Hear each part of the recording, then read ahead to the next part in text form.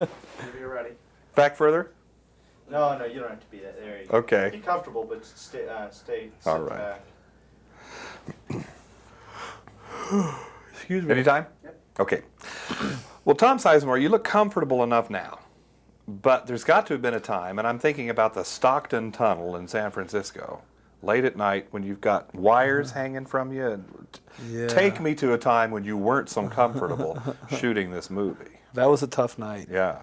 It was cold and raining and stuff, and I'm afraid of heights. Good. And I play a ghost who can fly. So that was kind of an occupational hazard. Is it tough getting into a role under those circumstances? Yeah, it was tough flying. I'm trying to imagine passing by in the area and seeing figures hovering in the air. Yeah, there were a lot of onlookers that night. I guess if you didn't know what was going on, it might have been pretty wild. Now, I know special effects are something that when they work, we shouldn't notice them so much, but during the shooting, when you're going in and out of Downey's body, how are they doing that? Did they cut and start? And... Yeah, that's all done with computers. So I would sit in the chair, and then let's say Robert's sitting into the chair, and they cut. Yeah. And then they take that, and the computer somehow puts them together. I mean, I don't know. But it must have been fun because somebody's obviously telling you to stop, start, and this and that, trying to describe the effect to you at the moment. Yeah, kind of like start, sit, stop, cut. Yeah. So part of the acting process here has really not much to do with motivation, but with accepting and trusting what somebody else's guidance is. Well, with those few little into his body things. Mm-hmm. Have you ever worked under such conditions before? Well, doing those kind of effects? Right. No, I never did that. Did those before, but I mean, there really weren't that great deal of many of them as we shot. There was a few of those body things into his body and the flying, but for the most part, we were doing the scenes. Yeah. It was a really human kind of drama. So, but working on a special effects film, however, is it disruptive to an actor's craft? It wasn't to mine, no. Yeah.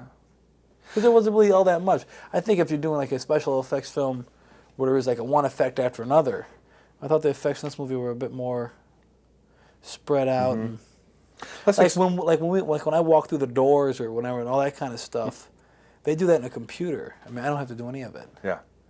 I just walk toward the door and they cut. And then they open the door and I walk out the other side of the door. Do you suppose there's going to be people out there thinking you're really walking through a door? Probably. People are cuckoo, aren't they? Take me to a time. Now let's explore some parameters. You've got a movie like this. People will think I'm invisible. Yeah. It's only an optical illusion that they're seeing you right now.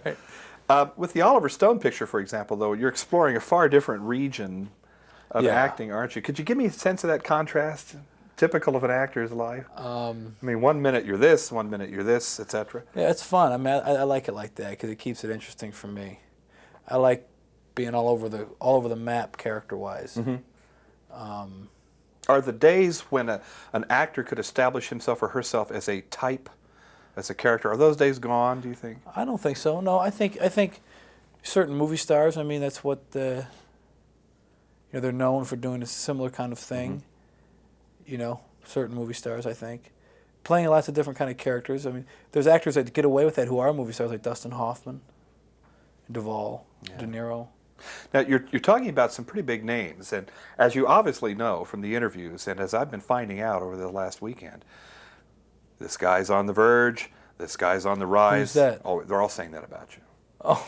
Well, come on, you've been hearing this all weekend. Now, the point I'm getting, though, is why are they saying that? Why, in your opinion, not to be patting yourself on the back, but what is it you have that is taking you to some good places these days? What do you have to offer, do you think? In your opinion? Wow, that's a hard question. I'm sorry, and it's putting you on the spot a little bit, but I'd like to hear you assess it.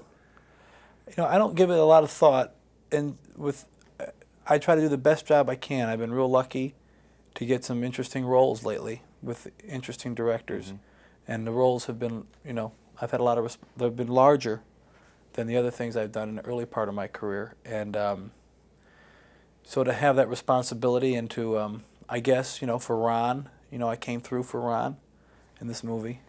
I hope I did. And I've just been fortunate to have the opportunity to show people that I have, the ability to do different roles. And, so much of it, it's about the people you work with. And the material you got, and I've been very lucky to have worked with some really talented people lately with good material where I was able to really breathe some life into a character, you know. And I had a lot of help, you know, from Ron and Robert and Charles and Alfred and Kira and everything. And Now, you're being wonderful about crediting the collaborative aspect of your well, work. it is. But what is it that you bring to it, do you think, that maybe makes it go?